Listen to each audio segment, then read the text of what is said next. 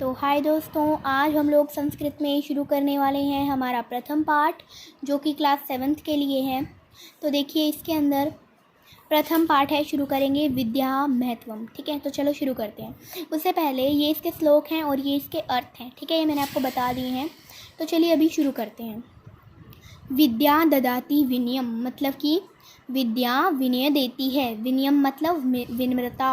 ठीक है, विद्या विनय देती है, ददाती देती है। विनय ददाती पात्रताम, विनय ददाती मतलब विनम्रता से योग्यता आती है। विनम्रता से योग्यता आती है। आगे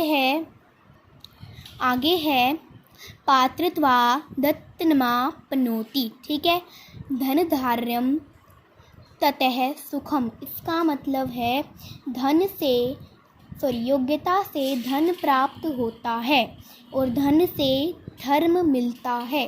ठीक है, उसके बाद सुख की प्राप्ति होती है। ठीक है, समझ में आ गया ये श्लोक। आगे पढ़ते हैं। अब एक महत्वपूर्ण बात है कि अन्वय। अन्वय मतलब क्या होता है, ये इधर दे रखा है। अन्वय मतलब होता है अर्थ। ठीक है, आप आगे देखते हैं। न चोरहार्यम न च राजहार्यम, यानी कि न तो इसको चोर मतलब विद्या रूपी धन को न तो चोर चुरा सकते हैं और न राजा हरण कर सकते हैं। आगे है न भ्रातृभाज्यम न च भारकारी, ये बोल रही है कि न इस विद्या को भाई बांट सकते हैं और न यह भार बढ़ाने वाली है। भार थोड़ी बढ़ाती है विद्या, नहीं बढ़ाती ना। आगे देखते हैं। व्येषु कृते वृद्धते एवं नित्यम, इसका मतलब है विद्या रूपी धन व्यय करने पर नित्य बढ़ जाता है। मतलब कि जब विद्या रूपी जो धन है उसको अगर हम लोग व्यय मतलब कि खर्च कर देना, अगर हम लोग विद्या रूपी धन को खर्च कर देते हैं ना, तो उससे विद्या रूपी धन और भी ज़्यादा बढ़ जाता है। अब कोई धन है उसको हम लोग खर्च कर देते हैं तो वो तो खर्च हो जाता है, लेकिन जो विद्या रूपी धन है ना, ये स्वयं मतलब नित्य बढ़ जाता है, खुद बढ़ जाता है। ये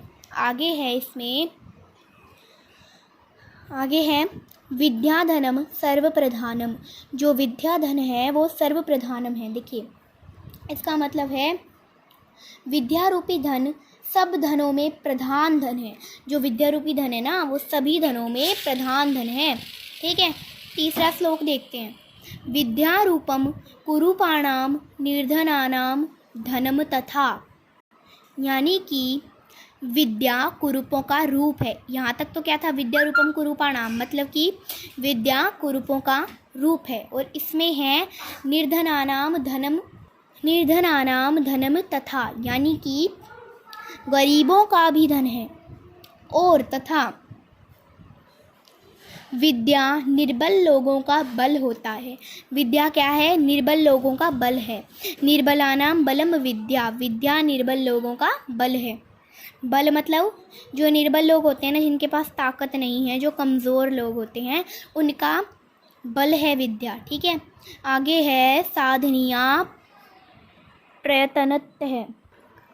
इसका मतलब है कि अतः विद्या को प्रयत्न पूर्वक सीख व समझ लेना चाहिए, यानी कि विद्या को हमें सीख व समझ लेना चाहिए, तभी वो हमें समझ आएगी। ठीक है, तो ये आपका यहाँ पे कंप्लीट होता है, मतलब कंप्लीट नहीं होता, अभी आगे भी श्लोक हैं। चलिए आगे चलते हैं। अभी ये आपके 3 श्लोक और हैं, चलिए इनको भी देखते हैं। आलस्य कुतो विद्या, यानी कि आलसी व्यक्ति के लिए विद्या कहाँ है। आलसी व्यक्ति को विद्या कहाँ, सही बात है ना। आगे देखते हैं। अविध्यस्य कुतो धनम, यानी कि अनपढ़ के लिए धन कहाँ। अब जो अनपढ़ होगा वो धन तो कमा नहीं पाएगा, है ना। आगे है अधनस्य कुतो मित्रम, यानी कि बिन धन वालों के पास मित्र कहाँ।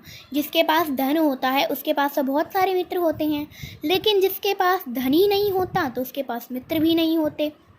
आगे है अमित्रस्य कुतो सुखम, यानी कि अमित्र के लिए सुख कहाँ है, बिना मित्र के सुख भी तो नहीं होता।